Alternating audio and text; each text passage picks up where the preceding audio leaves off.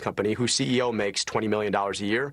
Instead, you paid a little bit more in taxes for health care that you wouldn't lose if you lost your job or turned 26 or got married or got divorced. So there's an opportunity here, I think, to trade what we give to a big corporation who gets to decide who we get to see and who we don't for a little bit more paid into FICA. And I think that's a trade that's worth making. But is that even possible? Fox News contributor Lou Bassanese tells us what this would cost. It's going to cost upwards of $70 trillion over 10 years. On the high end, on the low end, you're talking about $30 trillion. So this is money that doesn't exist. He talks about a little bit more tax, and that's the tease of democratic socialism. We're going to give you away things, but it's a gotcha. The money's not there. You can't, even if you taxed every man, woman, and child in America, you still don't have the money. So you even said, for example, the richest people, the Forbes 400. Yes. So they're the problem. The rich are the horrible people. So now they got to pay. What should they do? So if they take the taxes from, or if not even, confiscate all the wealth from the Forbes 400, that's $6.6 trillion. That maybe funds this for 1 year. Now if you go, all right, that's gone, that pot's gone, we've confiscated They're it. broke. They're broke. We're going to corporate America. That's $30 trillion roughly. We take that. But here's the key. If you take it, you can't take it again if you confiscate all the wealth. Higher education is facing heavy criticism following a major announcement from the University of Michigan. Chris Woodward has more. The University of Michigan plans to drop traditional letter grades for first semester freshmen starting next year, citing an effort to curb student mental health issues. But critics argue the move is a symptom of declining academic standards and extreme coddling. Dr. Zachary Marshall, editor-in-chief of Campus Reform and an adjunct professor at the University of Kentucky, did not hold back when sharing his reaction with AFN. I thought it was the most pathetic thing I've ever seen in higher ed, and that's really saying something as editor-in-chief of Campus Reform. Marshall argues that students are fully equipped to handle normal academic pressures, noting that college is an opportunity, not a hardship. You're going to college, you're not going to war, you're not living in poverty, you're getting a privileged experience that most people in the world will never get. There's nothing to complain about when it comes to being graded. The University of Michigan did not respond to AFN's request for comment. I'm Chris Woodward.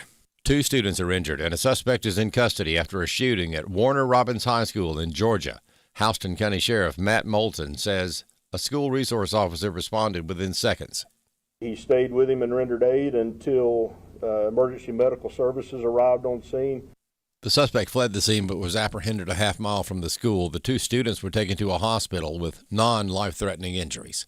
More news available online at afn.net and download the AFN mobile app for your Apple or Android device. I'm Rusty Pugh.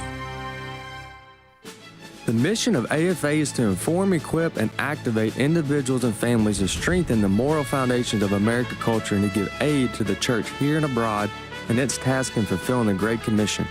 The vision of American Family Association is to be a leading organization in biblical worldview training in the interest of cultural transformation. Thank you for standing with the American Family Association as we seek to stop the erosion of godly values.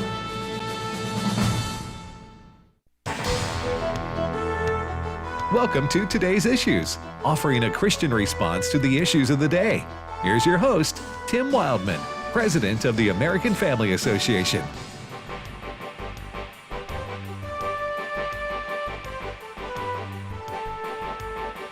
Hey, good morning, everybody, and welcome to Today's Issues on the American Family Radio Network.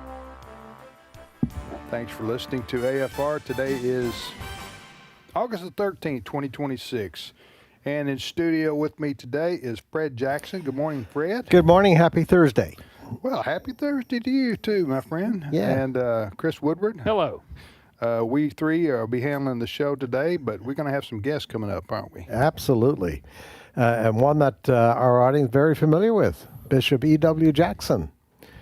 Just appreciate him so much, and he'll be joining us around 10:30 or so. We're going to talk to him about what E.W. stands for.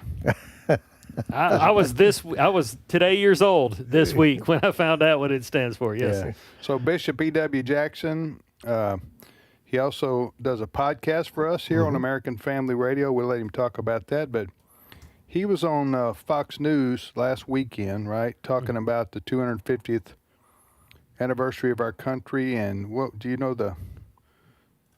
topic there? Yeah, I think he was asked about what was going on. Remember, there was quite a bit of controversy in the last 10 days or so. The head of the Smithsonian Institute. That's right.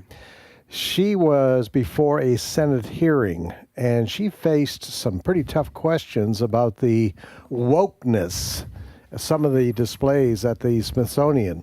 She didn't apologize for it, but there was an interview with Bishop Jackson about that. Yeah. Okay. So, needless to say, he didn't agree. I think what the essence of it is that the woke side is putting very much an overemphasis from a historical perspective on the bad parts of American history. Yeah, yeah. And there are bad parts to American history, namely slavery. Yes. But there's a wonderful ongoing and enduring story about America, our country, and what we overcame. Yes. And the what we have today. Yes. So I think Bishop Jackson, as an African American man himself, yes, wanted to speak to that. Yes. So we will be talking to him about that and other things. Coming up at the bottom of the hour, you're listening to today's issue. Does he call himself an African American? He may. He's a black fella. He's a black fella. He's a black fella who I love dearly. Who's a Christian brother. He's a Christian brother. But I'm talking about in this context. If I'm called a European American, I go, "What are you talking about? I'm a white guy." Yeah. So I'm wondering if some African American black folks feel like I'm not from Africa. I'm from America. I love Bishop Jackson. Yeah. I used to fill in for him when he had his program on the network. Yeah. And he referred to me as his brother of a different color. Okay. Yeah. All right. I prefer short, tan, and seasoned. Oh, well, yes, Chris, that fits you perfectly. Yes. Short, tanned, and what now? Seasoned from a hair. Oh, seasoned. I got you. Yeah. Okay. All right. So we look forward to visiting with our brother, E.W. Jackson, coming up at the bottom of the hour. What's first on the news cycle there, Chris? Yeah, we're going to go back to yesterday afternoon when news broke that White House Press Secretary Karoline Leavitt is resigning as press secretary for the White House. 27 years old. She is the youngest White House press secretary in the history of press secretaries, but she wants to spend more time with her children and her husband there. She is going to remain. She has one. What's that? Right. She has one child. She's got two. She has two now. She had two this year. And they're both under 2 years of age. She had one just a few months ago. My apologies, Chris. You're the newsman. You had the facts. Yes. I didn't realize that other child escaped me. I was there in the delivery room reporting. Okay, so she has two children now she had a baby. I knew she had a baby, but she's got another one? Yeah. Yeah, she had one early last year, I believe it was. Early 24, maybe. Early on. Yeah, she was a new mom when she came on in this position, and then she had one just a few months ago. Yep. And her husband is 60 years of age. Yes. So you can kind of understand why Karoline would like to take a break from that very intense job that she's had at the White House, take a break from that, spend time with her two kids and her husband. Yeah, so this news caught everybody by surprise. I think even Fox News, they were quick to send Jackie Heinrich over to the White House because Jackie Heinrich is one of the many Fox News reporters that's in the press briefings when Karoline Leavitt is fielding questions and giving all kinds of answers to reporters. Jackie Heinrich praised Karoline Leavitt, saying she's been very easy to work with and much better than the press secretary in the previous administration. Clip 8. Very accessible and in the room with the president, as opposed to under the Biden administration, for example, when we would try to get answers from Karine Jean-Pierre, often it was apparent that she wasn't as close to the decision makers and able to give us valuable information as Karoline has been in her time here. So this is going to be a big loss for this White House. We don't know officially who the replacement will be. Sometimes people that are in a deputy press secretary position get the promotion. The president is fully within his rights to look outside the White House and find somebody to replace her. We shall see. Well, I'll tell you what, President Trump has done an excellent job hiring these press secretaries that he's had, because they're all 5 stars. Mm-hmm. Going back to now, Sean's, what was the guy's name? The first one, Spicer. He wasn't around long. No. He was short. I'm talking about in 2016, right? Mm-hmm. But then Sarah Huckabee Sanders took over. And she did a great job. She did a great job. Mm-hmm. And then next up was Kayleigh McEnany. Mm-hmm. And she and Sarah were equally as good, in my opinion. Mm-hmm. I think Sarah Huckabee Sanders, the fact that she was on television pretty much every day, that aided her when it came to her campaign in Arkansas for governor. People saw that she could handle the job. Oh, yeah, absolutely. And now Karoline Leavitt. Now, we lose track of time. How long has President Trump actually been in office this term? He entered January 20th of 2025, so, a year and a half. A year and a half, roughly a year and a half. Mm-hmm. I don't know what the average tenure is for a White House press secretary, but I'm guessing 2 years is probably about the average. Wouldn't you say? It's a tough job. Yeah. Karoline Leavitt just has impressed me for such a young person. What is she 30? 27, 28 years old. Wow. She ran for office. She did. She ran for a congressional seat. Was it in, trying to think, was it New Hampshire, one of the New England states? I'll look it up for you. Yeah. She ran for office. She didn't win, but she was part of the MAGA movement. Mm-hmm. And then, of course, when the president got elected, that she moved in. And for such a young person to handle the fireworks that often erupted in that briefing room, I mean, she's faced some really tough questions. She never got rattled. Never got rattled. I never saw that young lady rattled by the from the CNN reporters and the New York Times reporters, that sort of thing. Some really kind of pointed, forcefully delivered questions, and she was really cool. So, I'm not sure how long she plans to retire, but she could come back at 40 years of age when her kids are 20 years old and do another great job. Yeah. It was New Hampshire, by the way. New Hampshire. Your question. Okay. You can't be White House press secretary with 2 children under 2, unless you got a nanny. Mm-hmm. And Karoline Leavitt doesn't strike me as a nanny type. She's hands-on with her kids. So anyway, good for her. Pray for her and her new family. Yeah, her husband's like my age, isn't he? He's 60 years old. He's 60. Yeah. She's 20. 27 or 28. That's pretty big, wide. It is, and I was thinking about this last night. I can understand. Yeah, she wants to spend more time with her kids, but she also said, "I want to spend more time with my husband." Right. Because you just stop and think these kids are growing up, and they'll become teenagers. Right. But he's going to be in his 70s, so she wants to spend time as a family right now. Yeah. When everybody's healthy and. Yeah. Well. Wish her the best. What's Absolutely. Next story, Chris? A former Southern Poverty Law Center official has been charged in the DOJ's broader criminal case against the Alabama-based civil rights group. A lawyer for the ex-official said yesterday, 59-year-old Heidi Byrick of Palm Springs, California, served as the SPLC's chief financial officer, and she is charged with wire fraud conspiracy to submit false statements to a federally insured bank, and conspiracy to commit concealment money laundering. She's charged in the DOJ's existing case against the SPLC in Montgomery, Alabama. I have some audio here from our new U.S. Attorney General Todd Blanche, clip 12. Believe she was part of the effort to open bank accounts in completely fictitious companies' names and make payments to individuals for reasons that were not accurate as described. If you're new to us as a ministry and this show, earlier this year we played sound from Todd Blanche and others talking about how they had uncovered evidence showing that the SPLC was funding the extremism they claimed to be fighting. And this is part of that broader investigation.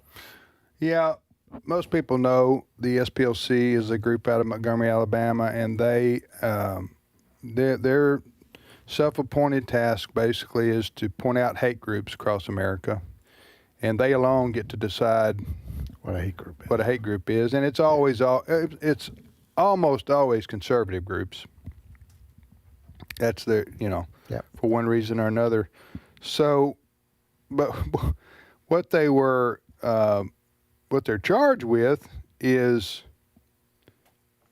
writing checks to hate groups so that hate groups continue to do their work, so that the SPLC can cite those hate groups and thereby raise money off of the hate that the groups are doing. Does that doesn't make sense? But that's what's going on. It doesn't make. You wouldn't think, well, why would a group that's opposing something fund that very thing they say they oppose? Well, that is a good question. I mean, who does that? But what you got? But this group, the SPLC, they kind of need a reason to exist. Yeah. Today, because they cite us as a hate group. They do, and we're on there eternally. There's nothing you can do or not do that would get you off their list. And also, in addition to anyway, that's what the Justice Department is charging them with. And wire fraud, I guess, they're saying that was she the CFO? Yes. Okay, that her name was on the money, on the quote checks, end quote, for the wire frauding and this wasn't just one person. This was several people inside the hate groups that they were opposed to, that they were sending money to. Yeah, and they have claimed no wrongdoing. They have claimed that they're being unfairly targeted by the Trump administration. Right. Well, we're being unfairly targeted by the SPLC, right. But whatever. Speaking of administrations, when this story broke months ago, and we brought in the audio from Blanche and others, there were reports at that time that SPLC officials had been to the White House many times when Joe Biden was president. And I bring that up because hardly a month went by without us airing a soundbite of President Joe Biden, then President Biden, saying white extremism is the most dangerous thing in America. During the Obama years, and it may have been true during Biden's 4 years, but during the Obama years, the United States Justice Department, the United States military, the Pentagon, and others in the federal government were using the list that the SPLC provided them to determine who was a hate group. Yeah. And so I remember getting calls from National Guardsmen and also from people in state police offices calling us saying, hey, I'm being subjected to a video that's supposed to be a training video to warn us about the hate groups in America, and American Family Association is in the video. Yeah. That's being produced by the SPLC, that's being used by the federal government to warn their employees about groups like ours. Yeah. And of course, you combine that with what went on with the Internal Revenue Service during the Obama administration, when Lois Lerner was her name, and it was learned that the IRS was denying nonprofit status to groups based on their names and their conservative principles. Yeah, Tea Party groups. Yeah, they were being. It's not the IRS's job to decide whether the politics or the policies that a group advocates for is worthy of a tax-exempt status. Right. All they're supposed to do is process. And you do have to provide information, a mission statement and financials and all these things, but you don't. But they were denying under Obama, the IRS was denying the nonprofit status groups based on their politics and based on their worldview and their what they advocated for. But what was interesting, you also remember Lois Lerner, the IRS chief under Obama, was called to testify, and she pulled a Fauci. Yes. She said, Fifth Amendment. I plead the Fifth Amendment. Again, that's the first time I'd ever heard, me personally, the Fifth Amendment being used by a civil servant to not answer questions from the people that to oversee her job performance. Yeah. I mean, I don't know what all the legal technicalities are, but that should not be allowed. If you are a federal government or a state government, but if you're a federal government employee and you oversee a agency and you're called, so the tax dollars, right? Provided by the U.S. citizen, and you're called to testify before a congressional committee to answer questions about what your agency is doing or not doing or how you're operating, you should not be able to say, I ain't answering that. Now, if you want to say, I don't know, or if you want to say, what, stall out, say, I'll get back to you on that. They do that all the time. But to say, I plead the Fifth Amendment means that suggests that what you were doing was illegal. Yeah. And you don't want to own up to it. Yeah. So that's what Dr. Fauci did. How many times? 111 times. 111 times. And of course, the difference is that Fauci has this blanket pardon for anything he did from 2015. Yeah, Biden gave him a pardon when Biden was leaving the White House for 10 years or something like that. And you're going like, why do you have to pardon a guy before he's even testify? Unless you think he's guilty of something. But Tim, it's really interesting how the Democrats today are talking about Trump is weaponizing the Justice Department and all of that. You talk about weaponizing the federal government against your political enemies. Right. What Obama did and what Joe Biden did during their years in the White House. And of course, the mainstream media covered for them, as they often do. Yeah, they were on their side. Because the mainstream media doesn't like conservatives. Right. It's funny how they leave that out when it's their guy. Yes. You're listening to Today's Issues. Bishop E.W. Jackson will be with us at the bottom of the hour. Next story, Chris. All right. Many Christians and their churches make it a point to pray for military service members. We pray for their health and their safety, for them to have victory. And I bring that up because we should be in prayer for sailors on board the USS Abraham Lincoln. There are reports today, and I shared this on our Today's Issues Facebook page. Multiple U.S. Navy sailors have reportedly tried to jump overboard from the USS Lincoln as their deployment in the Middle East is extended indefinitely.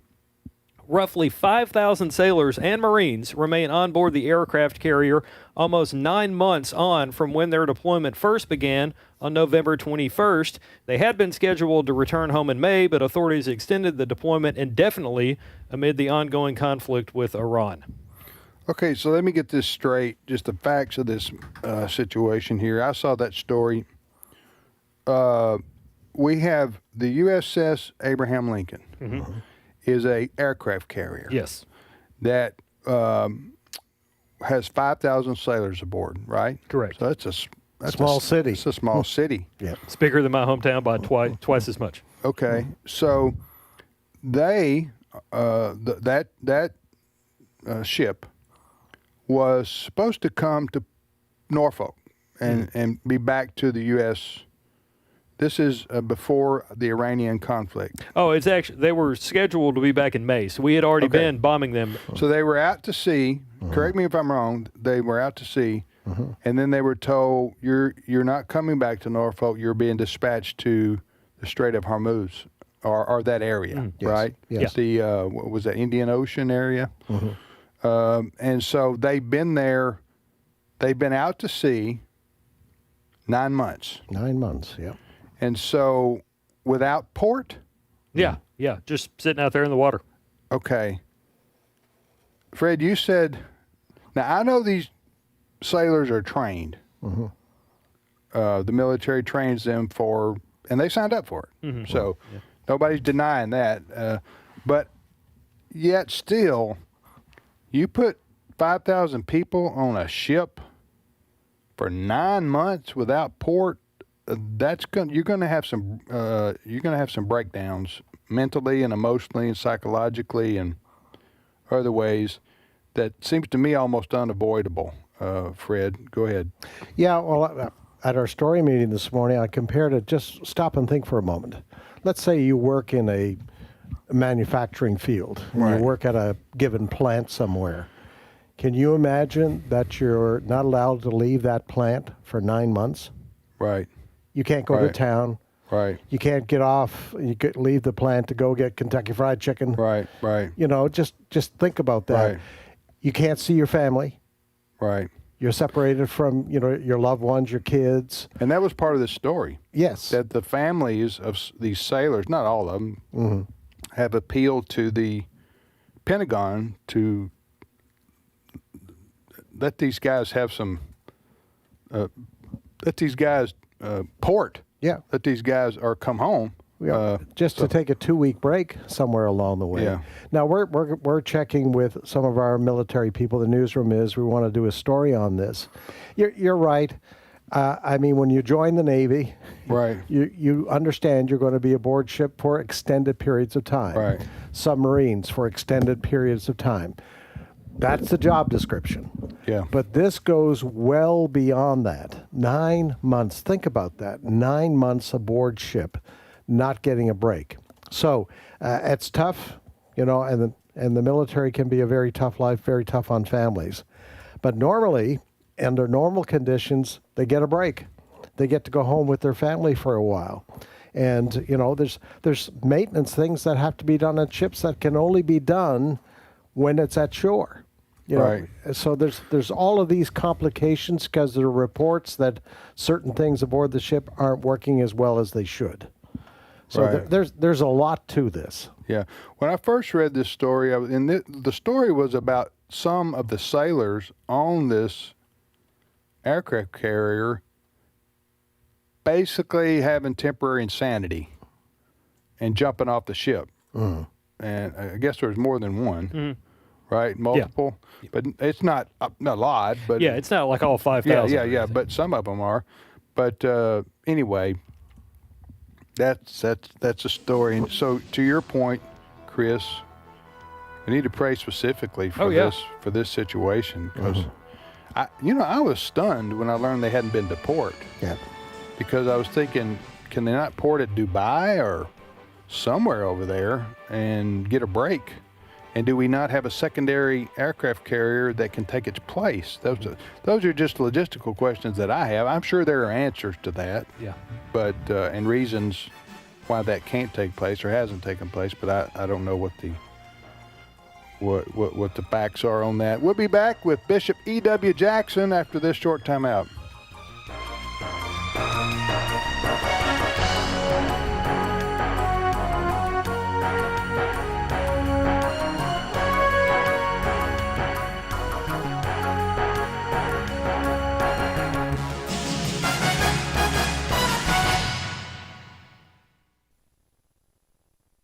Hello, I'm Ed Vitagliano. Did you know that this show is listener-supported?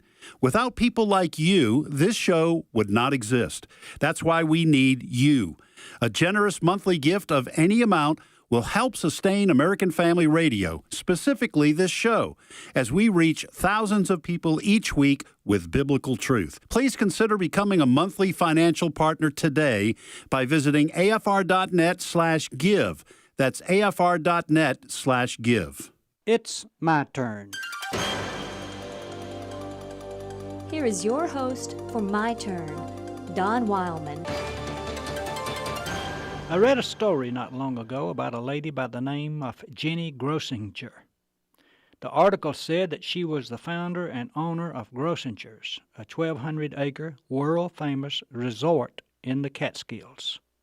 The article told of a special problem she had in the 1940s, when the big-name entertainment she hired was beginning to draw a large non-Jewish trade. The resort had never presented entertainment on Friday night, the eve of the Jewish Sabbath. Mrs. Grossinger consulted a Talmudic scholar who told her that Sabbath Eve entertainment would be permissible as long as the resort was not owned by a member of the Jewish faith at that time. So the article stated, every Friday she would solemnly present the deed to Grossinger's, worth about $20 million, to Hans Brehans, a long-time non-Jewish employee. Brehans would then buy it for $1 and become the owner until Saturday night. On Saturday night, Mrs. Grossinger would buy the place back. You know, reading that story reminded me of Herod the Great, the ruler in Palestine at the time of the birth of Christ. Herod was not a Jew, but for political convenience he had adopted the Jewish religion. He was trying to win the favor of the Jews he ruled. Now, Herod was a stickler for Jewish law. He consistently refused to eat any pork because it was against the Jewish law. But Herod had no qualms about killing his wife, his brother-in-law, and 3 of his sons. His actions led his Caesar Augustus, to comment that he would rather be Herod's pig than Herod's son. You know, it's sad when one's religion becomes so legalistic that it misses the spirit. The Christian religion, as taught by the founder, is not one concerned with a legalistic approach, but a spiritual one. He even told a parable one day, the last half of which we've conveniently forgotten. You recall the part of the parable dealing with the prodigal son. I know you do that. But do you remember the last part of the parable? The part concerning the elder son. It was the elder son who stayed home and did all the chores. He never wasted his father's money. He did what he was supposed to do. He did it when he was supposed to do it. But he did it all in the wrong spirit. He gained little joy from it, missed completely what his father had tried to teach him. I guess there's a way to get around every rule in the Christian religion if a person is smart enough to do so. But there's no way to get around the spirit of the religion. You can deed your property over one day a week if you wish, or you can avoid eating pork. But my question is, why even bother with religion at all if this is your approach? If your religion is a burden instead of a joy, then you have missed the point of it. In any religion, you may be able to stay legally clean while getting spiritually dirty. Even in this day, it is possible to swallow a camel and choke on a gnat. This has been My Turn with Don Wildmon, a production of the American Family Association. Hello, Tim Wildmon here, president of American Family Association and American Family Radio. Hey, maybe you've heard some of my other announcements about our tours in March 2027. We are going to Greece and we're going to Italy. 2 separate tours, but you can do both if you want to. The first tour is called The Footsteps of Paul, which will be going to many of the places covered in the book of Acts that happened in Greece. The other tour is Italy, and one of the places we're going to be going is Venice, and we're going to ride the gondola that Paul took on his trip to Venice. You can read about that in the Bible too. I'm just kidding, but you can call it a gondola or gondola, I don't care. But if you want to go on one of our tours in 2027, go to tours.afa.net. That's tours.afa.net. One thing I ask from the Lord, this only do I seek, that I may dwell in the house of the Lord all the days of my life, to gaze on the beauty of the Lord and to seek Him in His temple. Psalm 27:4. American Family Radio. This is Today's Issues. Email your comments to comments@afr.net. Past broadcasts of Today's Issues are available for listening and viewing in the archive at afr.net. Now, back to more of Today's Issues.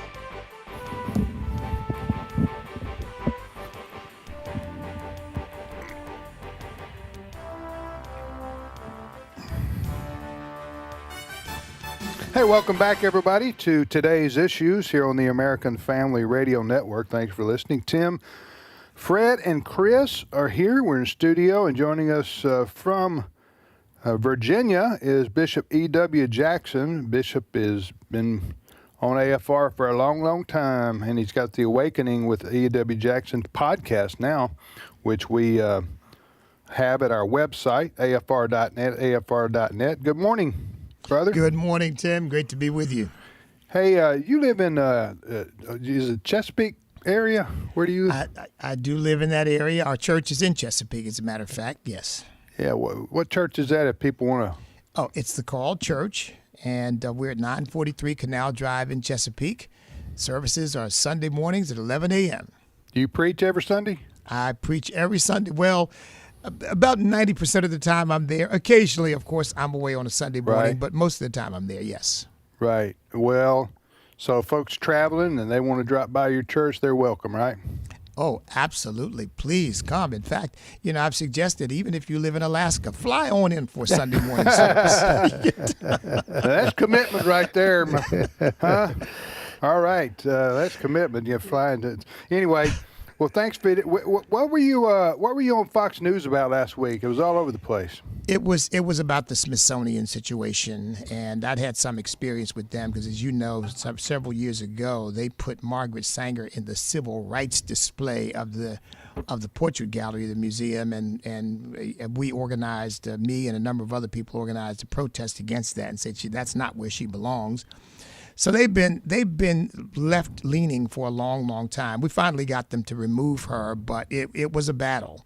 They didn't want to do it, and so when this came up, this issue of the director of the museum promoting all this woke stuff, and politeness is white supremacy, and history's purpose is to promote social justice.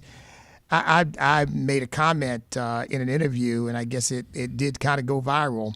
But, because I was insulted by this stuff. These people who are supposed to be promoting an accurate and factual view of American history are instead using it sort of the Howard Zinn model, which is use American history to try to denigrate it and embitter people and divide people and anger people and convince them that America is just the worst country in the world. And I've had enough of it. I guess so. Yeah. And it went viral. Good Yes. for you. And that's why we wanted you to come on and tell us about what the objections were to the Smithsonian. Fred, what were you going to ask? Fred here, Bishop Jackson. It's great to talk to you again. What is the agenda here? Why would they want to tear down this country that has given the freedoms that they enjoy, the positions that they enjoy? Talking about the woke crowd generally and the Smithsonian? Why would you want to destroy the very country that has done so much for you? Yeah, Fred, good to talk to you too. Look, I'm doing something called the Truth Tour. I'm going around speaking at churches and other places and talking about facts about American history you were never taught, giving people an accurate picture of our history.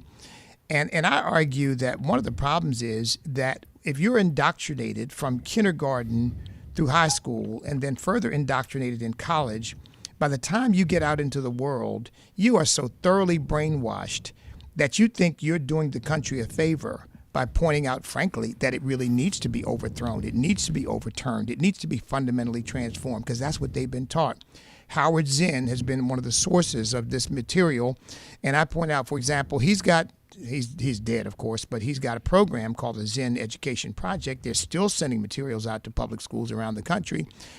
A fourth grade curriculum, for example, teaches children in fourth grade that America's immigration policy has been one of racial exclusions, kidnappings, mass kidnappings, and racial expulsions. Now, that's what they're teaching fourth graders.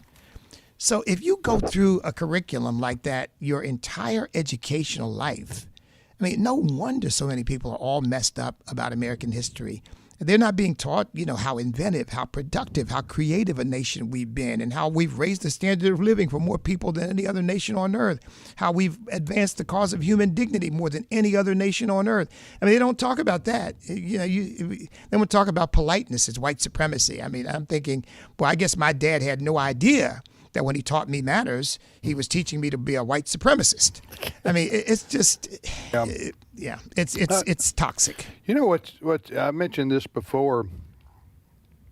I guess if you do a radio show 5 days a week, you do mention things over. You guys have been there, right? Mm-hmm. Oh yeah. So if I'm repeating myself and you've heard this already, then you'll just have to listen to it again. I was going to apologize, but what good does that do? Because I'm about to do it anyway. So here's the thing. The political left in this country, they have been using they want to paint America, modern day America, as systemically racist. Yep. Right? Okay. If that's true, why do these same people want people to pour into our country undocumented, without legal right? Why would you want people to come to a systemically racist country? Yeah. Would not you be warning them? No, stay away from these from this place, because it's the worst place on earth for you. You need to go somewhere else or stay in your home country, because otherwise you're going to be experiencing racism like you've never seen before.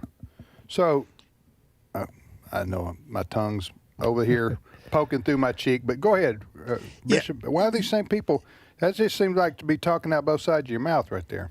Because in reality, they don't care about black people, or what, as they call it, people of color. And then they don't care about social justice. They care about power. And the logic to always look for is what gets them what they want and keeps them where they want. Because, I mean, that's how you get people who they will support these radical, crazy candidates until it becomes clear that maybe that candidate might be a problem and can't win. And then suddenly, they're not in favor of that candidate anymore, because power is the thing. And that's why they want to bring all these people in, because they're interested in taking over this country and transforming it into their own wicked, Marxist, godless image. And that's why they don't. If this country were truly unjust, they wouldn't care.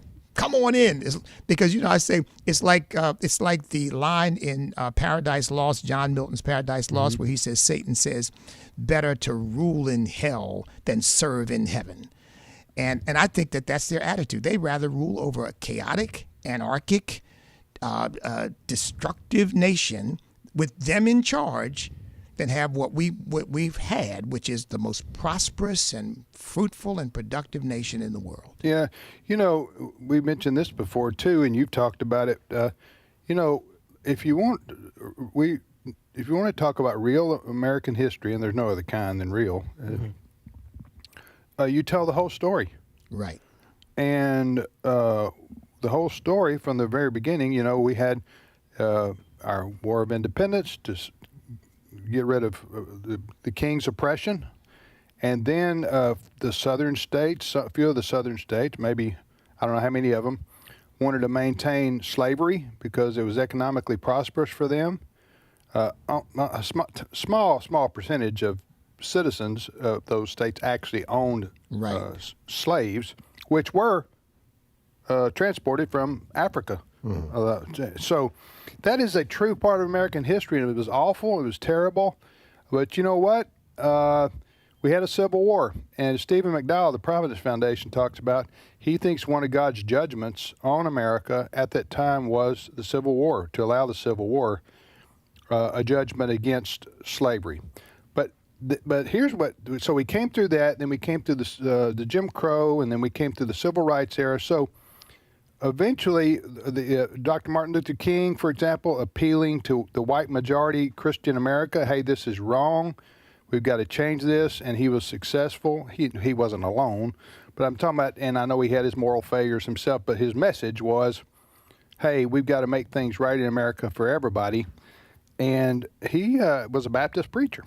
So I'm just saying that's the real story. Now we look to modern day America, and we've seen for decades now, we've had equal opportunity for everybody, black, white, Hispanic, Asian, whatever. You can do anything you want to in the U.S. Everybody can vote. Everybody can participate in society. Shouldn't we celebrate that instead of always going back to one thing? Right. That you can cite as, okay, yes, but. Well, you're going to go, yes, but we had this forever, and that's your answer for everything when we bring up the successes, and like you said, we're the most prosperous, by the way, generous, freedom-loving, freedom-protecting country in the history of the world. We're the envy of the world economically. There's so much to celebrate about our Judeo-Christian heritage and capitalism and the promotion of education and civil rights and all those things which make America great. And that's one of the reasons President Trump won with his message, which was brilliant in 2016, was make America great again. In other words, we're getting away from what made our country great. Let's get back to it. So anyway, thank you, Bishop, for speaking out on this, specifically about what the Smithsonian museums were doing. So what's coming up on the Awakening on your next podcast? Well, let me just add one other thing, go ahead. Tim, and that is this. The other thing nobody ever mentions is that African slavery didn't start with America or Europe. It started in Africa. Oh, yes, it did. Slavery started with America. Right, exactly right. We as Tim Kaine, our rather intellectually challenged senator up here, says America didn't inherit slavery, America invented it. I mean, oh my gosh. Yeah, how about read history in the Bible and oh my God. Children of Israel. That's why people say, "Bless your heart." People like you're saying. This is it's like the American, like the only place in history where slavery. People have enslaved people because of sin and the fall of man since the dawn of time. And you know what? Probably the vast majority of slavery over history hasn't had to do with color. No, or it hasn't. Ethnicity. It had to do with maybe ethnicity some, but it had more to do with one tribe conquered another tribe, and they could both be white in Europe, or they could both be black in Africa, or they could both be Asian or Chinese in China. But over through history, the Mongolians, it's just one after another of conquering one people and putting them in bondage and slavery. So they never want to talk about the history of slavery in an accurate way. It's just always America, the early Americans. Go ahead. And I've summarized that by saying it's not the skin, it's the sin. Right. And you're exactly right. I mean, and there's a whole serf system in Europe. Europeans enslaving other Europeans. Right. And that was, but and of they course, were whites on whites right there. That's exactly right. So, that's going on for all time. Go ahead, Fred. Yeah, while we got you on the line here, I've got to ask you this question. I want you to give us an assessment of the Democrat Socialists of America. They're making headway. How far, Bishop, do you think this group is going to go? Well, I think the best hope we have is that even Democrats with some common sense will say, wait a minute, I didn't sign on for this. I mean, when you start talking about, well, we need to do away with Thanksgiving and we need to get rid of police. And by the way, we don't need prisons. What happens when a member of my family is raped and murdered? What do you do? Well, we don't want to talk about hypotheticals. We just don't need prisons. We don't need police. I think the more they talk, I think the more Americans are going to wake up. But there's no question that they're making some headway, particularly with young people, because young people like idealism. And this sounds very ideal, but somebody needs to wake them up to the fact that they're being sold an ideology that has killed more people, starved more people, enslaved more people, tortured more people than any ideology that's ever hit the face of the earth. So I hope that the young people will wake up too. Yeah. All right, brother, what's coming up on your the Awakening podcast this week? I'm going to be talking. Well, actually, today's today is Thursday. Yeah. Yes. Yesterday's posted, and it's on there now. Okay. And of course, I'm talking about these very subjects that we've just talked about, the rise of socialism, talking about this whole transgender issue that seems to just like a nasty little infection that doesn't want to go away, and talking about that and how we as Americans have got to draw the line at homosexuality, because by opening that floodgate, this is what we get, and there's no telling where it takes us. So those kinds of subjects. Hey, how old are you? Did you say how old am I? How old are you? Oh, I'm 74. Wow, you're like the Energizer Bunny, man. I'm 63 and I'm tired just listening to you. You're an amazing guy, and we're just proud to have you on our American Family Radio network. Amen. Tim, I'm honored. I'm honored to be associated with you and with American Family Radio and the whole family here. So thank you guys for having me. All right. Take care. Have a good day. See you ya. too. Mm-hmm. That's Bishop. We never did get around to EW, what that stood for, but next time, the mystery remains. Oh, I can tell you. Oh, what is it? Okay. You've been doing the research on, you've been doing a background check on our guest, Chris? Yeah, pull it up. Listen, Bishop, go ahead. Do you want to know? Yeah, go ahead. Drum roll, please. Yeah. Bishop Earl Walker Jackson. There you. Hey, that sounds like Texas Walker Ranger almost. That's why you pay me in the big popcorn bag, Tim. All right, so that's a great name right there. It's a distinguished name. All right, so if you want to listen to Brother E.W. Jackson's weekly podcast here on American Family Radio, just go to afr.net, click on podcast, and you'll see it. You'll see the banner for the awakening. That's it, and you'll love it. That's the podcast weekly from E.W. Jackson. Only heard here on only found on our American Family Radio website, afr.net. Click on podcast, and then you'll see the banner for the awakening. Yeah. All right, you're listening to today's issues on AFR. Tim, Fred, and Chris. Next story, Chris. This topic sounds like a joke, but it is not. There is a New York Times article out there, and this is the headline: Should letting children play alone outside be a crime? The New York Times is questioning whether or not kids riding their bikes, going to the parks, doing things unsupervised outside like we've all done, they're wondering whether or not that should be considered a crime now.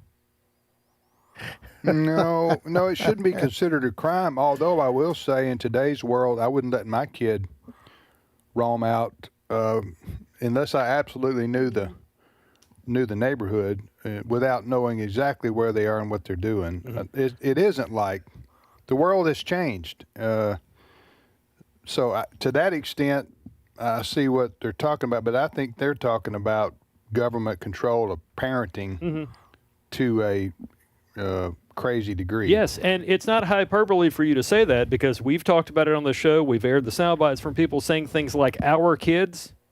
Yeah. But you know what I'm saying? I just be and parents are today. Most parents are today. You're careful about what your kids are doing, where they're going, what's in terms of their safety. Mm-hmm. Yeah. But go ahead, Fred. And I understand. I mean, if the family is living in New York City, I would be worried about my kids being outside. It's kind of sad. When I think of the great freedoms that I had growing up as a kid, I grew up on a farm. Yeah. And you leave home in the morning, and you come back for lunch, and then you go again. And my mom, we had a big harbor in front of our house, and then we had woods in behind. Yeah. We had a great time. Yeah. And that's a great world to grow up in. It was. Yeah. It was fantastic. But I understand what you're saying, Tim. The world has changed. It's changed. And you have to be concerned about who's on the street out there right now, and why are they standing over there? Why are they staring at my kids? Right. I understand all of that. Yeah.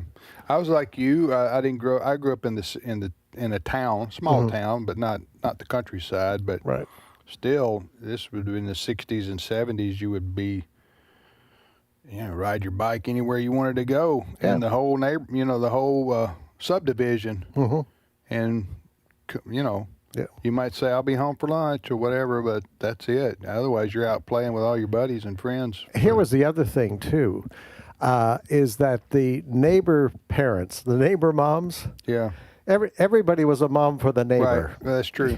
So when you go play it in your friend's yard, that mom became your supervisor. Right. And it was just real community. Only thing I needed my bicycle.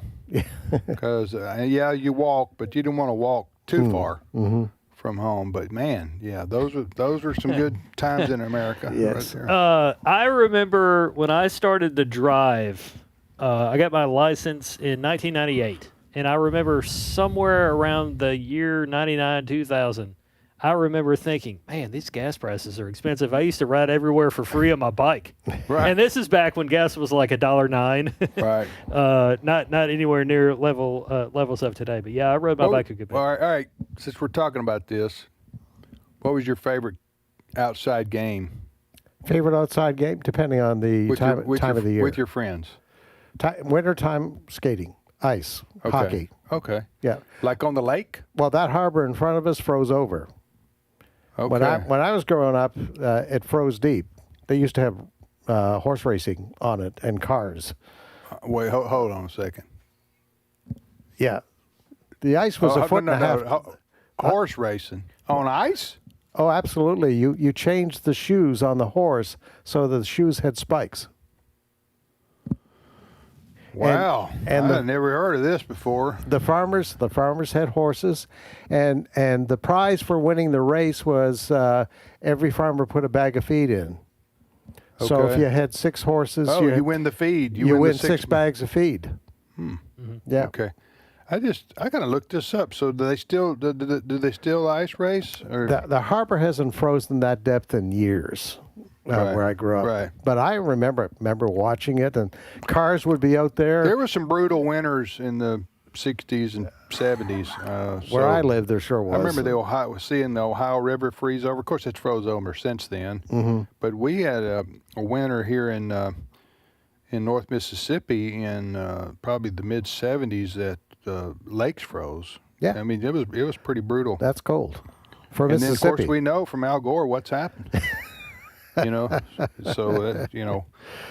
anyway, but what was it? So summertime would be we'd in the farmer's field somewhere. We'd set up some bases. Yeah, play baseball. Play baseball.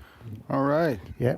Chris, what was your favorite game outside as a kid? We played football sometimes on like a lot near the school building. You played 2-hand touch or tackle?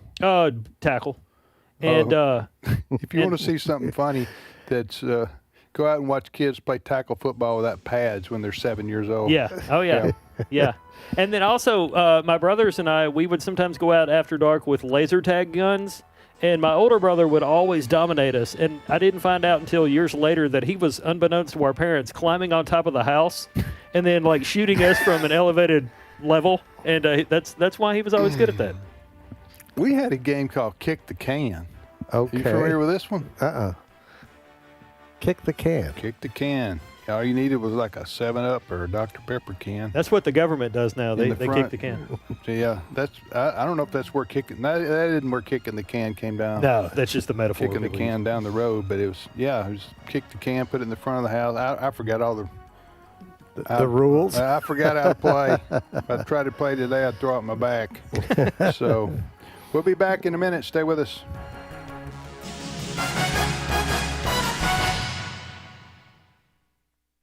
The views and opinions expressed in this broadcast may not necessarily reflect those of the American Family Association or American Family Radio. Faith, family, freedom. American Family Radio. Missionaries are going into all the world to make disciples, and Exploring Missions is going with them. Radio crosses those borders, so radio is not only not of the devil, it's a great tool to get to those unreached people groups. Exploring Missions with Bert and Nathan Harper, Saturdays at 2:30 p.m. and Sundays at noon Central on American Family Radio. This is American Family Radio, a listener-supported ministry of the American Family Association.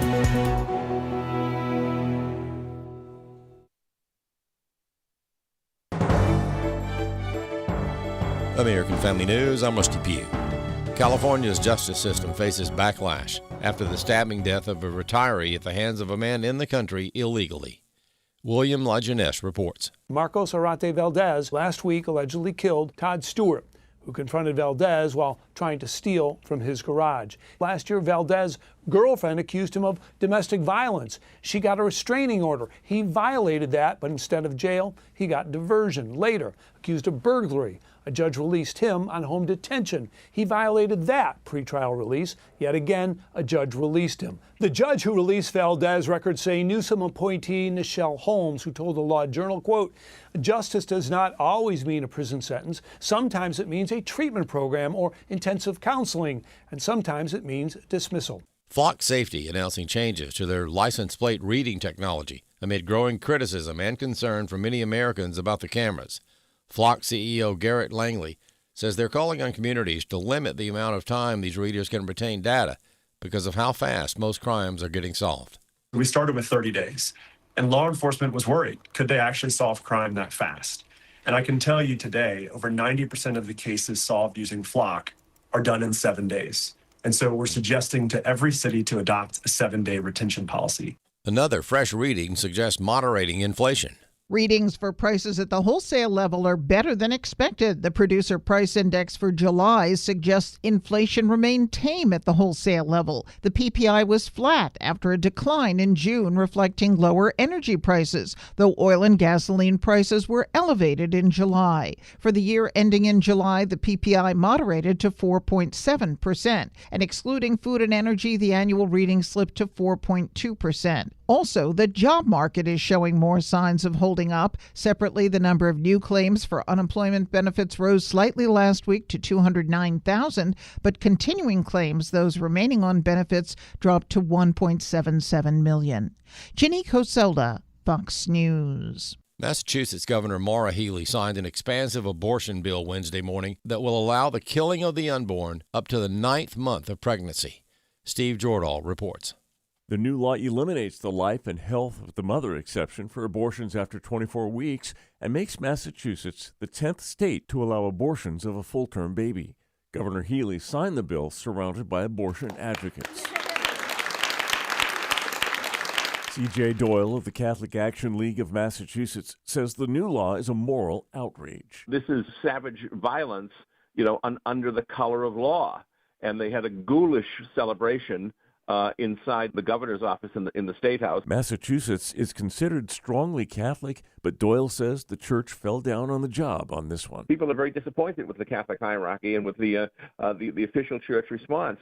There was a letter from the Massachusetts Catholic Conference, but it was never publicized. Two of the other states that have no abortion limits are also strongly Catholic, New Jersey and New Mexico, and Doyle says the Catholic Church and Protestant pro-lifers need to engage. There has to be a reckoning over the fact that the pro-life movement is really being kind of betrayed by the leaders of the church. He says Massachusetts has become a distribution hub for the drugs used in chemical abortions, which made up about 65% of U.S. abortions in 2023.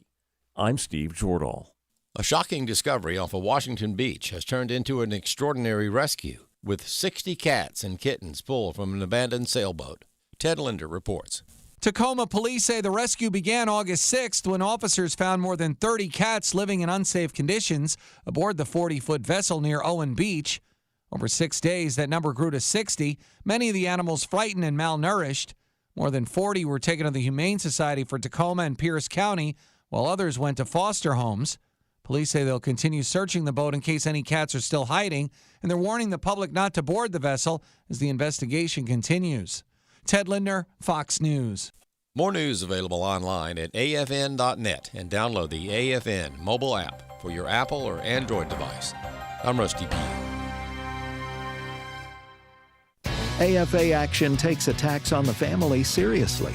The enemies of the family constantly employ new tactics to try to sneak past our radar. They know if we stand together, their evil plans will fail. Your gift to AFA Action allows us to stay vigilant against their onslaught. And if you give this month, you'll receive access to the Cultural Institute video When Your Faith is Illegal by Frank Harbor on AFA Stream as our thanks. You can make your gift today at afaaction.net. Today's Issues continues on AFR with your host, Tim Wildmon, President of the American Family Association.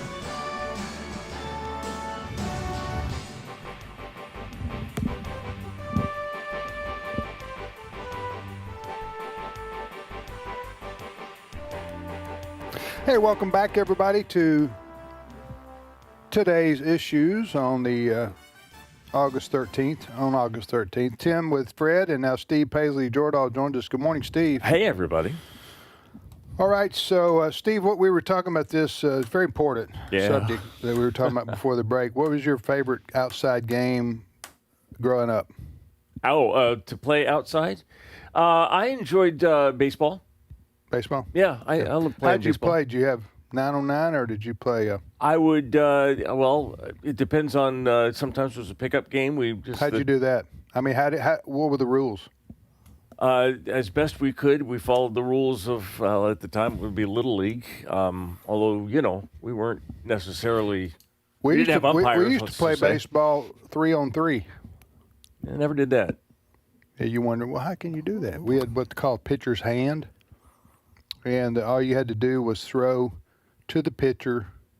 First of all, the player batting. I know people don't care about this, but I do. Yeah. I do. It's the player batting had to hit the ball on the left side of the field. That's number one. If you hit it to the right side of the field, it's an out. Okay. Okay. Follow me? So you had to hit it to left field, not right You field. have to hit it to the left side. Yeah, either. Okay. Yes, that's right. Either. Okay, second thing, no bunting. Okay. Third thing is the way you get an out is either you catch a ball, fly ball, or you throw the ball to the pitcher. Got it. Before the player reaches the base. First base. And then he's Okay. out. All right. So that's what we call pitcher's hand. That way you can And play. the pitcher didn't have to be standing on the bag at the time. No, as long as you got- pitcher's at the pitcher's mound. Got it. So you can play Okay. 3-on-3 baseball. Pretty cool, isn't it? So kids with few friends got to play baseball. Yeah. Yeah, I had more friends than that. Yeah. I had well, 9 friends. so- Sometimes we had 4-on-4 or 5-on-5, but if you had 3-on-3, you could still play. There you go. Okay. So there you go. So anyway, so in Madagascar, what about it?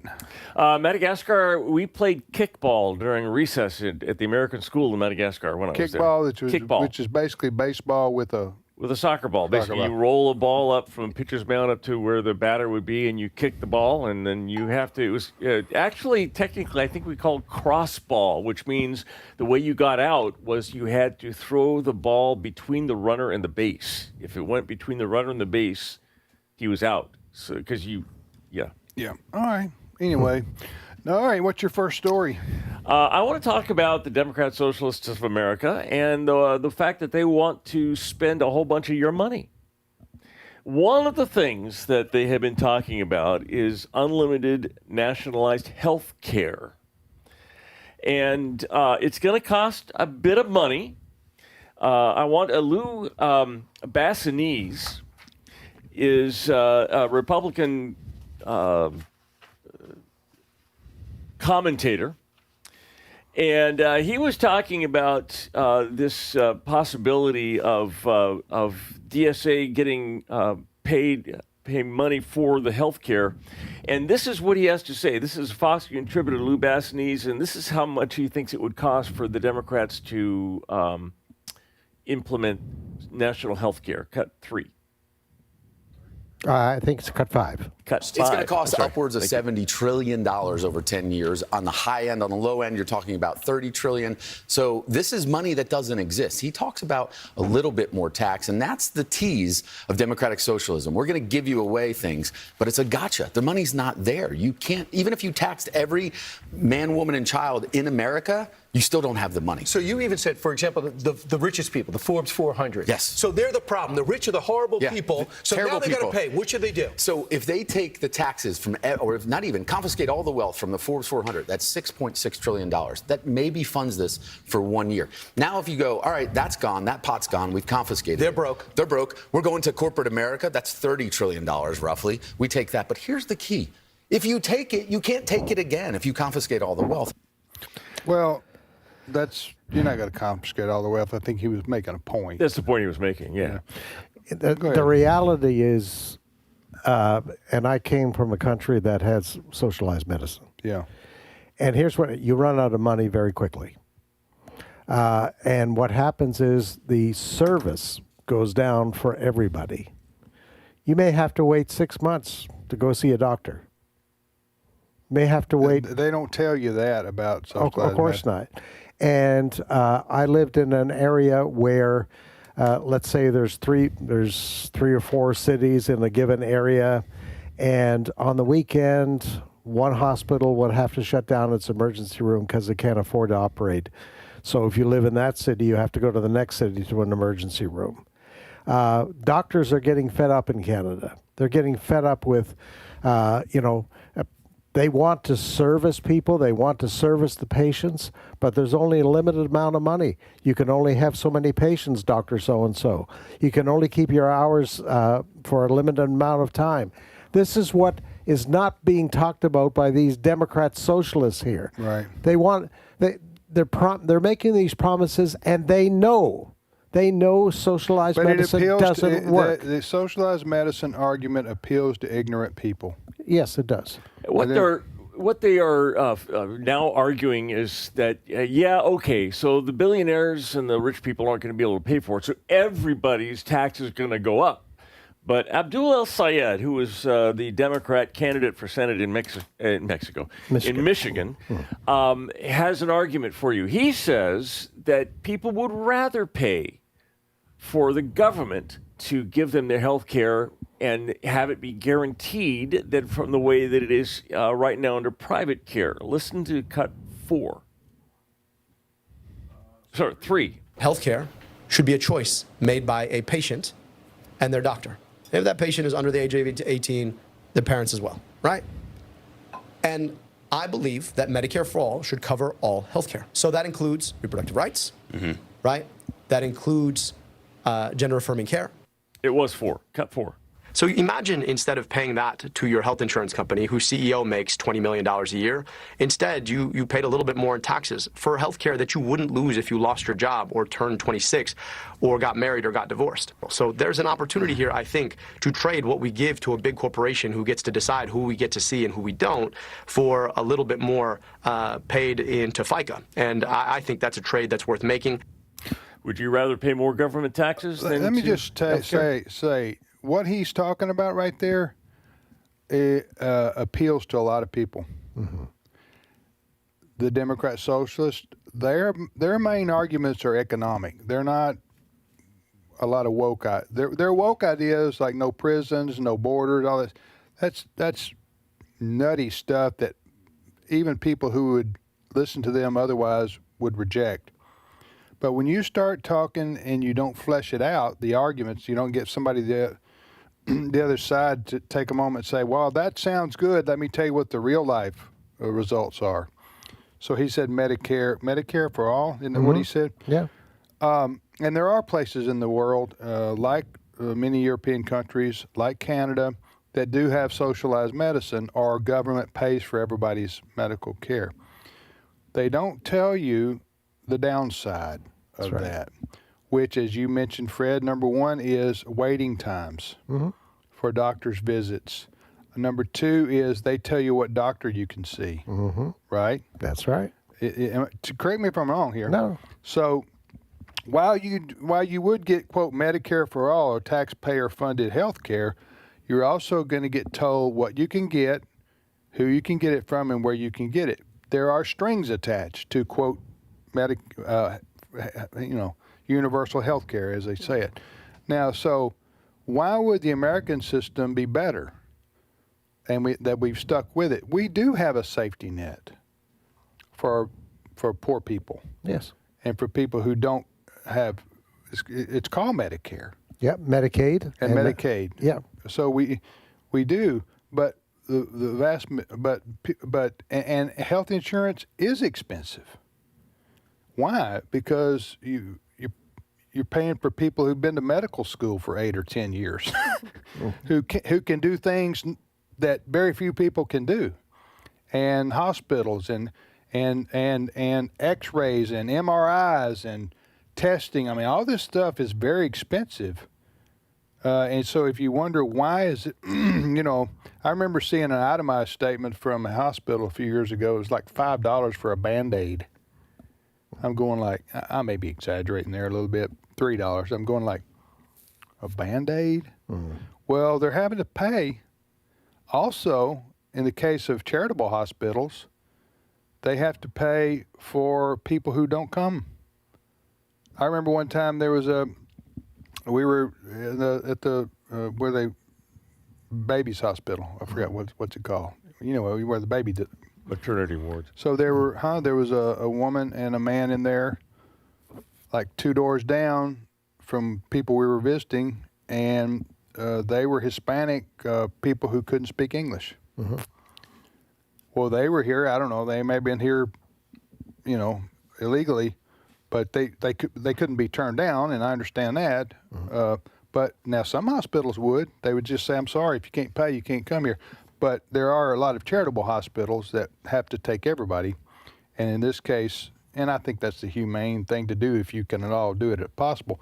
But I'm just saying, I was thinking to myself, well, maybe one of the reasons that insurance costs so much is because we who pay insurance also have to pay for that couple who is here who don't have insurance. Yeah. You know what and I'm not dehumanizing or demeaning that couple by any. I'm just saying that's a reality. Yeah. That's a reality. And drugs cost a lot, and the reason for that is the R&D that's put into research and development and marketing that's put into all these drugs that you know, a lot of them do a lot of good for a lot of people. Keep people with a healthy standard of living that they wouldn't otherwise have. Then that costs a lot of money, and somebody has to pay for it. So I'm just saying that I would rather have that system where I can pick my doctor, where I can, you know what I'm saying? Absolutely. And get treatment quicker than you do in these in these countries that have socialized medicine. But when you just say it in a soundbite, hey, why can't we do like Canada? They have health care for everybody. They care for their citizens. You see what I'm saying? And you don't, draw out the pros and cons for everybody to see. And a lot of times when Republicans, for example, do draw out the pros of privatized medicine and health care, then they're called heartless. You see what I'm saying?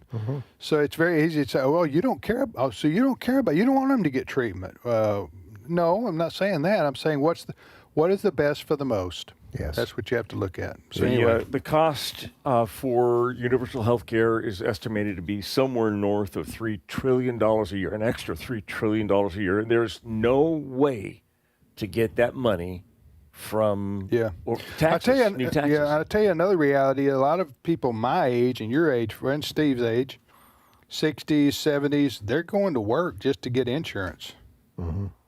It's not to make extra money. It's because they want that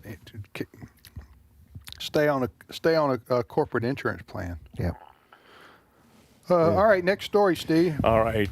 Let's talk about, there's a case that has been in the news. A baby has been born in Texas to a woman who was a surrogate, a couple in Alaska by the names of Nasheen Gilkar and Omar Ahmed, hired this woman to carry their baby.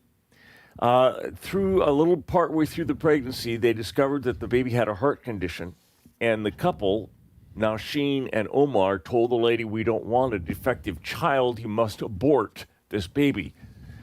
The woman, whose name is McKenna West, she's the surrogate, she says, I'm not doing that. I'm not going to kill this baby. And this baby now has been born in Texas. It's a boy. They named, he's been known publicly as Baby Gabriel.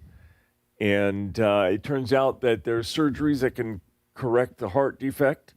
So, let me ask you this. This isn't a debate about surrogacy. Isn't why we're talking about this issue. Basically, we're celebrating the fact that this woman went ahead and had the baby, even though she was being pressured to abort. By the time she found out about this heart defect, the baby was 24 weeks. 20 some weeks into the 24 weeks. That's 6 months, right? So wow. But they wanted her to abort. How does that? Like I said, I don't want to get too detailed and bogged down on this, but how does that work? Does, like this couple, would they like pay this woman a certain amount of money to be have her eggs fertilized with this man's energy? Yeah. and then she carries that baby because the mother maybe is unable to have a child. We don't know why they asked for We don't know surrogacy. exactly why, but would that be the most common way? Yeah, there's a contract that's signed. The surrogate mother gets a certain amount of money to carry the child. contract is signed. Now, I read a little bit about this, and so it's a rental womb. I'm sorry. That's what it is. The biological Okay. mom and dad, part of the contract, I think, was that they would have the right to call for an abortion. So there is the. So she knew this ahead of time, but she didn't. But she had reached a week. She had reached the pregnancy level that she couldn't do that. Go ahead. And she wanted to keep the baby. She did not want to be part of an abortion. Right. And also, I think the medical staff was able to tell her that there are ways to correct that problem that the baby was experiencing with its heart. Right. The baby's alive and has had surgery, right, Steve? Yes, the baby is doing well. The biological parents filed a $250,000 lawsuit demanding that the surrogate mother return the money that they had paid her to have this child, because they don't want the child, even though it's now healthy. So there's that. There's a lot of complications that go along with this kind of. $250,000. Yeah. They're suing the surrogate. They're suing mother. her for that much. Yep. Why can't they just let her keep the baby and be everybody's happy? Well, because they paid her for a baby. Well, she can't help it that baby had a heart defect. No, I know you're not arguing for. I'm not arguing on the behalf of. Yeah, I'm just saying. Surely there was something in the contract. Anyway, I just 24 weeks. That's 6 months. You talking about forcing her to go in to get an abortion? That's extremely dangerous for the mother. Not when you know the problem can be corrected. Yeah, it didn't So it wasn't life-threatening to the mother. No. I'm talking about the mother, the physical mother of the child.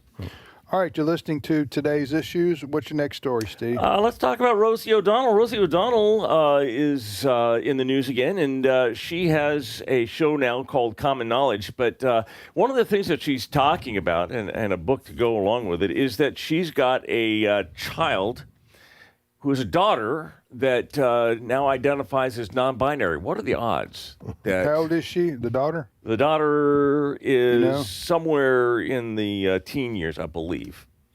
But Rosie's having a hard time remembering the pronouns. This is important. The daughter wants to be called they, not she. So Rosie has a particular solution to this problem that she's going to, so that she can remember what to call what pronoun to use. The person who's her daughter. So this is how she solved this. Cut 13. She, they, and it's a they, them. Yeah. That's the pronouns that they choose, Also, but it's Rosie, very hard, honey. I know, and I love that you're constantly correcting in real time like we all do. It's really beautiful. And it really matters to them. Yeah. And I know it matters to them. Yeah. And so when they first told me that it was they, them, I tried my best, but I kept saying she. Yep. And so they wrote on a cardboard paper, they, and then they would hold it up above their head every time I said she, like John Cusack and Say Anything with the boombox just staring at me, And so I took her to my cousin's tattoo shop with the they in her handwriting, and I had it tattooed on my wrist so that I would never forget, that it would remind me. Yeah. So she has a tattoo of the word they on her wrist so she can remember. Let me ask you this question. Yes. First of all, it's been 10 years since the word non-binary. Is that what it means? Is that what's okay? That's what they're using, yes. And I still don't even know what that means. What does that mean? Well, a binary would be a two. So there's two genders, man and woman, boy and girl. Non-binary would be that they don't believe that there's two. There's more than two. Okay. That's nuts. But anyway, so I want to ask you this. I think I did have some concept of what non-binary meant, but when you start talking that, I'm thinking that's in the algebra family or something. Non-binary, that word I'm talking about. So she's talking about her child wants to be called the pronoun they? Yes. Yeah. Okay. And I'm not playing dumb here, okay? I'm trying to understand. That's, first of all, that's very disturbed person. You can't be they.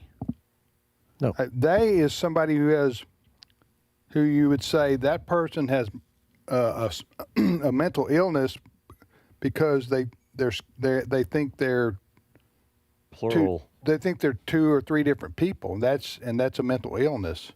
And so when you use the word they, they is plural for multiple human beings, right? Correct. So why do they insist on going with that kind of thing? That you can't. Rosie O'Donnell won't be able to hold up to that. There's a lot of people who are very, very adamant that you change your language to conform to my perception of reality, even if my perception of reality is completely wrong. All right, Fred, I don't know. It's amazing to me. The climate change people, they dump all over people like us who say man-made climate change, no. The climate may change, but God changes it, not man. But they say, you're not believing the science. Well, wait a minute, but then we go to a case like this. The scientific fact is you are either born a male or a female. That's science. That's science.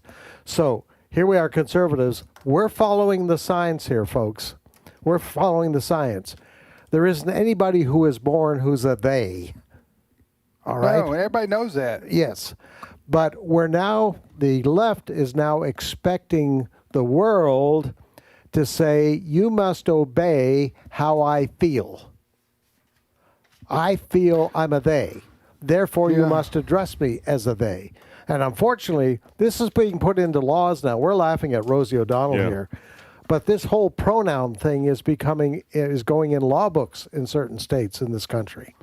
And that if you have a coworker, you're working somewhere for a company, and you have a coworker who says, I feel I'm a they, and you address them as Bob or Jane or whatever the case may be, you can get yourself fired. Yeah, but I understand a woman who says, I'm a man, so they call me a he.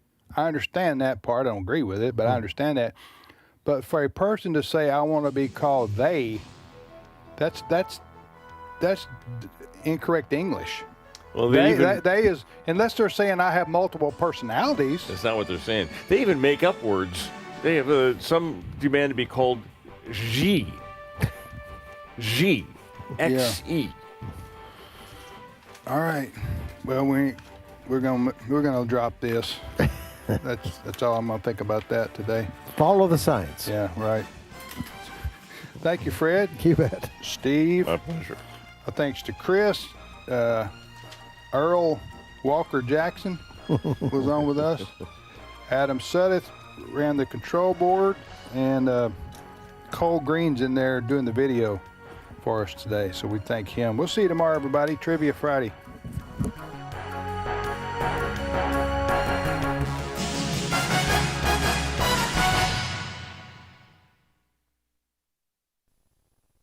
Hello, Tim Wildmon here, president of American Family Association.